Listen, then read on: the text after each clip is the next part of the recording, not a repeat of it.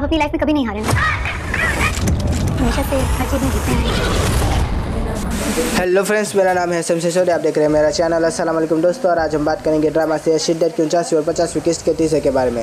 शुरुआत कुछ इस तरह से हुई कि भाभी जान अपने फ़ोन के अंदर सुल्तान का घिनौना वीडियो लेकर आती हुई, लेकिन भाईजान का तवज्जो का मरकज़ उनके काम की तरफ था। तो हमारी भाभी जान ने कहा कि अपने तवज्जो का मरकज़ इस फ़ोन की स्क्रीन की तरफ ज़रा दौड़ा दीजिए। और जैसे ही उन्होंने दौड़ाया तो उनको पता चला कि ये तो कोई फाहश वीडियो है। तो अपनी प्यारी सी वाइफ को टरकाने लगे, कहने लगे कि ये तुम कैसे गंदे गंदे वीडियोज़ देखती हो, खाली टाइम में ये सब करती हो। लेकिन दूसरी तरफ जो है भाभी जान कहती हुई कि ज़रा इसका ठोबड़ा शरीफ देखे। और वही बात है कि जैसे ही ठोबड़े शरीफ पे हमारे भाईजान की नज़र पड़ी तो कहने लगे कि यार ये कितना गंदा इंसान है। दूसरी तरफ हम जो देखते हैं कि हमारी प्यारी सी अम्मी जान भी यही वीडियो देख रही थी, लेकिन हमारी प्यारी सी असरा उनके पास आई और कहने लगी कि अम्मी क्या देख रही, कोई ड्रामा का इमोशनल सीन है कि आपकी आंखों में आंसू आ गए। और वही बात है कि बेटा तुम भी देख लो।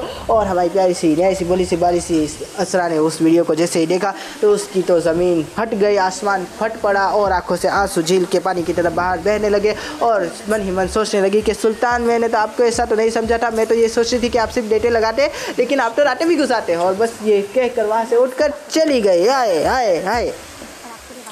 दूसरी तरफ हम बात कर लेते हैं कि हमारा प्यारा सा भाईजान वकील को घर पर बुलाता हुआ और कहता हुआ कि हमें अपनी बेटी की शादी उससे करवा ली, वो तो हमने गलती की, लेकिन अब हम उसको उससे मिलने नहीं दे सकते। आप देख रहे हैं ना कितना घटिया वीडियो है। लेकिन हमारी प्यारी सी वकील साहिबा भी कहती हुई कि सही बात है, ये वीडियो हम एविडेंस के तौर पर पेश करेंगे और जज से जो है इस मिलने जुलने पर पाबंदियाँ लगवाएंगे, आप टेंशन ना ले। दूसरी तरफ मम्मी जान कहती हुई कि लेकिन उसने ये वीडियो लगाई क्यों। लेकिन भाईजान कहते हुए कि अपनी बेबाकी और बेशर्मी दिखाने के लिए लगाई होगी, सोचा होगा कि मैं तो ऐसा ही हूँ, सबको बता देता हूँ। लेकिन दूसरी तरफ हमारी वैसी वकील साहिबा कहती हुई कि कभी कभी बेबाकी और बेशर्मी इंसान को ले डूबती है। और ये बारिश भी बहुत ज़्यादा हो रही है, लगता है आज पूरा का पूरा गाँव डूब जाएगा। तीसरी तरफ हम बात कर लेते हमारे प्यारे से सुल्तान की। तो सुल्तान सो रहा था और घड़ी के ऊपर जो है कैमरा जूम हो रहा था और मैंने देखा कि घड़ी के अंदर 2 बजने में 5 मिनट बाकी है और दोपहर तक सुल्तान बस सोता ही रह गया। लेकिन फिर मैंने ध्यान से जब घड़ी को देखा तो मुझे पता चला कि इसकी तो सुई ही नहीं हिल रही, मतलब कि घड़ी में सेल ही नहीं है, या है तो वो बिगड़ चुके हैं। और सुल्तान को इतनी भी सूझबूझ नहीं रही कि अपनी घड़ी के सेल ही ठीक कर ले, बेवकूफ़।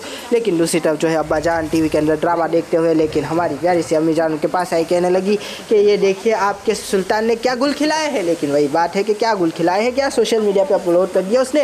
लेकिन जैसे ही अब्बा जान ने सोशल मीडिया की स्क्रीन को देखा तो उनके तो मतलब कि आंखें फटी की फटी रह गई, आंखों से आंसू निकलने लगे और कहने लगे नहीं नहीं नहीं, मेरा सुल्तान ऐसा नहीं हो सकता, वो अपनी माँ पर कैसे जा सकता है, उसकी परवरिश तो मैंने की है। और बस ये सोच कर सुल्तान के पास चला गया और कहने लगे कि सुल्तान उठ, ये तूने क्या किया। लेकिन सुल्तान कहने लगा कि क्या किया मैंने। और वही है कि इतनी घटिया इतनी गलीज़ हरकत करते वक्त तुझे मेरा ख्याल नहीं आया, तुझे अपनी माँ का ख्याल नहीं आया, तुझे अपनी बहन का ख्याल नहीं आया। लेकिन वही बात है कि मैंने क्या किया है, अब जाए बाहर, मेरा सर दर्द हो रहा है, दिमाग ना खराब करे। और अब्बा जान को धक्के मार के रूम से बाहर निकाल दिया और मस्त इन बिन के अंदर सुल्तान तैयार होकर ऑफिस जाने लगा। लेकिन अम्मी जान उसको देखकर कहने लगी ये तो रोबोट की तरह चल रहा है, रोबोट हो चुका है मेरा बेटा, चाहे जाके इसका कोई मतलब कि तावीज़ वावीज़ करवाए, किसी ने कोई बला छोड़ दिया इस पर। लेकिन दूसरी तरफ हमारे अब्बा जान कहते हैं कि जिसकी शादी तुम जैसी बला से हो जाए उसके ऊपर और कौन बला छोड़ेगा भला। और बस ये कहकर वहाँ से चले गए। और हमारी प्यारी सी अम्मी जान को भी मतलब कि बहुत ज़्यादा दुख हुआ, सोचने लगी कि यार फिर बुड्ढा बदतमीजी करके चला गया।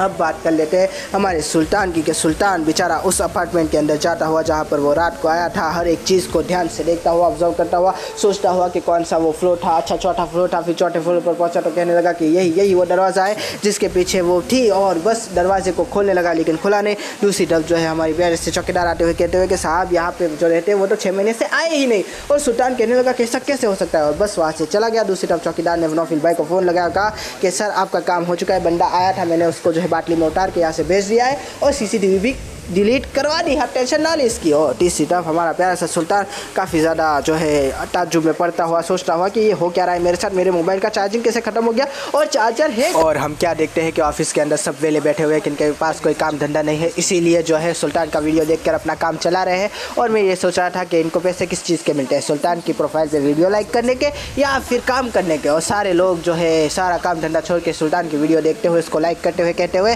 कि सुल्तान तो सीट छा गए। लेकिन दूसरी तरफ जैसे ही सुल्तान घर पर आया, सॉरी ऑफिस में आया, तो सारी की सारी लड़कियां जो है उसको देखकर मुंह बनाने लगे, कहने लगे कि तुम कितने गंदे हो सुल्तान। देखिए सुल्तान कहने लगा कि आखिर हुआ क्या है, ऐसे लोग मुझे देखकर मुंह क्यों बनाते हैं, कोई वीडियो देख ली क्या। और दूसरी तरफ जो है जैसे ही सुल्तान अपने ऑफिस के कमरे में गया तो अपने प्यून को कहा कि यार मेरा चार्जर कहाँ है, और वही है कि चार्जर पर लगा देता हूँ ना मैं फ़ोन।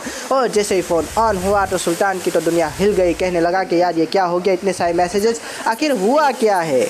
और बस फिर जैसे ही फ़ोन की स्क्रीन के ऊपर उस वीडियो पे नज़र गई तो उसने सोचा कि यार ये क्या हो गया मेरे साथ, मुझे तो ऐसी जगह पे लाकर मारा है जहाँ पर पानी क्या ज़मीन भी नहीं मिलेगी, दफनाना भी मुझे हवा में पड़ेगा क्या। और बस ये सोचकर सुल्तान को गुस्सा आ गया, टेश आ गया, लेकिन साथ ही साथ काफ़ी ज़्यादा फिक्र भी होने लगी कि अब उसका क्या होगा, अब उसके करियर का क्या होगा, अब उसकी नौकरी का क्या होगा। लेकिन ऐसे सोचों के अंदर रिसेप्शनिस्ट आई और कहने लगी कि सर आपको बुला रहे हैं, जाए मिलने। और सुल्तान कहता हुआ कि आज तो खैर नहीं है मेरी बेटा। दूसरी तरफ हमारा नौफिल भाई भी अपनी प्यारी सी परिसे को कहता हुआ कि देखा परिसे मैंने तुम्हारा बदला ले लिया ना, चलो अब शादी कर लेते हैं। लेकिन दूसरी तरफ परिसे कहने लगी कैसे कैसे शादी कर लेंगे, पहले सुल्तान को बर्बाद तो होने दे, फिर करेंगे ना आराम से शादी। दूसरी तरफ मैं ये सोचता हूँ कि नौफिल भाई तुमने ये अच्छा ना काम नहीं किया, भले ही मुझे इतना मज़ा आया हो ये ड्रामा देखने में, लेकिन गलत तो गलत ही होता है और गलत का कभी साथ नहीं देना चाहिए। नौफिल भाई ने जो किया वो गलत ही था दोस्तों, इसमें कोई दो राहें नहीं है। तीसरी तरफ हम बात कर लेते हैं अब आने वाली किस्त के बारे में।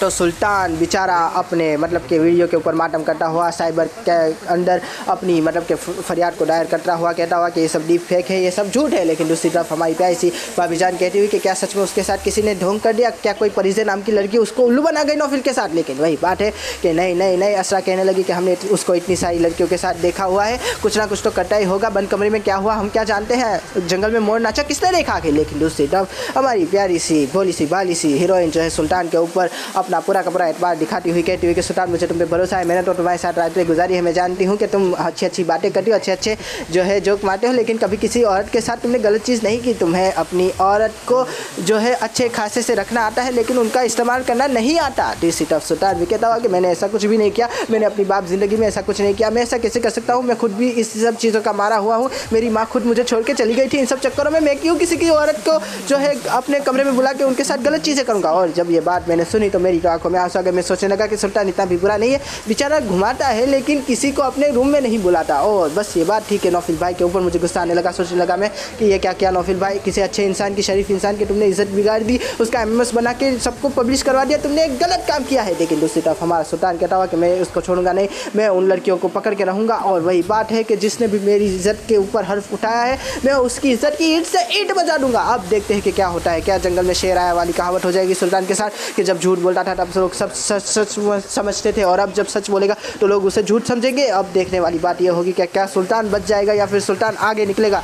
मैं ये चाहता हूँ पर्सनली कि सुल्तान के ऊपर से ये जो इल्ज़ाम है वो हट जाए। बेचारा ऐसा नहीं है, उसने खुद अपने मुँह से कबूल किया है कि वो ऑटो के साथ ऐसी चीज़ें नहीं करता और सुल्तान के लिए मेरी जो इज्जत थी वो और भी ज़्यादा बढ़ गई। अब बात करते हैं, अच्छा क्या बात करेंगे। खुदा हाफिज़ दोस्तों, थैंक यू, अपना ध्यान रखिएगा, फिर मिलेंगे, थैंक यू। ज़िंदगी के किसी भी मैदान में मैं ये सोच कर उतरा ही नहीं कि मैं हारूंगा।